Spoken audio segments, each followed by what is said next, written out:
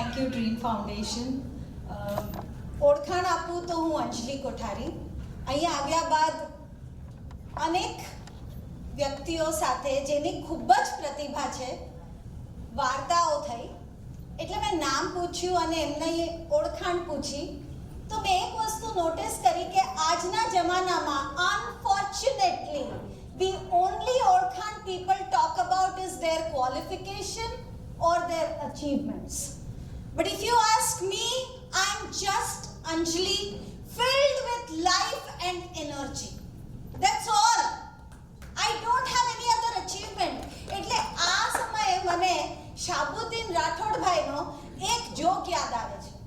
કેટલાને હસવામાં રસ છે?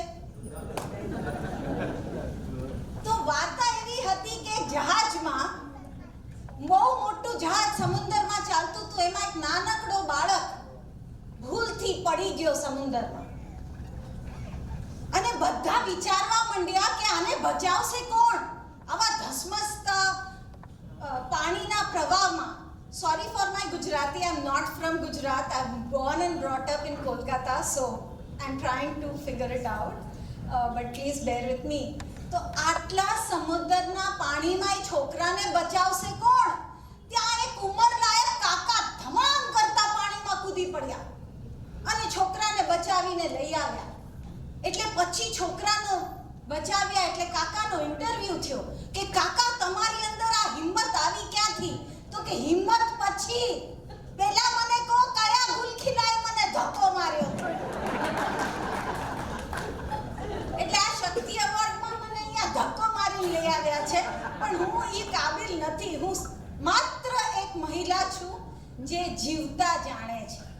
અને એમ્પાવરમેન્ટની વાત કરીએ તો હું એમ માનું છું કે એમ્પાવરમેન્ટ સમાજનું નથી. એમ્પાવરમેન્ટ એને કહેવાય કે જ્યારે હર વ્યક્તિને, ખાસ કરીને નારીને ખબર હોય કે એને પાવરફુલ થવા માટે પરફેક્શનની જરૂર નથી અને એની લાયકાત કોઈને જણાવવાની જરૂર નથી, એને પોતાને જાણવાની જરૂર છે કે એની લાયકાત છે.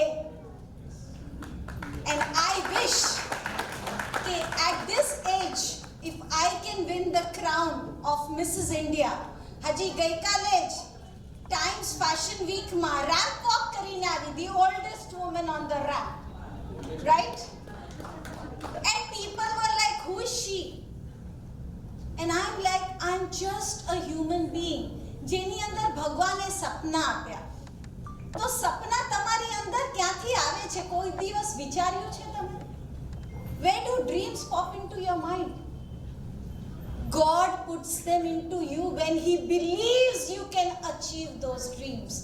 So, જે સરની વાત કરીએ તો એ વાત હું ખૂબ જ માનું છું કે ભગવાને જ્યારે તમારી અંદર એ સ્વપ્નનું બીજ નાખ્યું છે, તમને યોગ્ય ગણીને નાખ્યું છે, તમે એને પૂરું કરો તો તમે બીજાને ઇન્સ્પાયર કરો, એ ભગવાનનું નિમિત્ત બનો.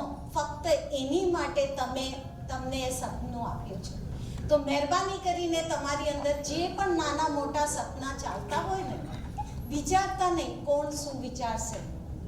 જસ્ટ એને અચીવ કરો, because God believes in you and through you He wants to empower and He wants to inspire other people.